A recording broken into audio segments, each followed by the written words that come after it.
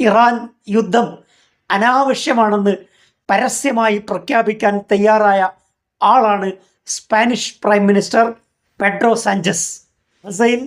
Israel നടത്തുന്ന വംശഹത്യക്കെതിരെ നിലപാടെടുക്കാനും Pedro Sanchez തയ്യാറായി. വംശഹത്യക്കെതിരെ ഇന്റർനാഷണൽ ക്രിമിനൽ കോർട്ടിൽ നടക്കുന്ന കേസിൽ പങ്കുചേരാനും കക്ഷിയാകാനും സ്പെയിൻ തയ്യാറായി. ഇത്തരം ധീരമായ നിലപാടുകൾ ലോകത്ത് വലിയ വാർത്ത സൃഷ്ടിച്ചു.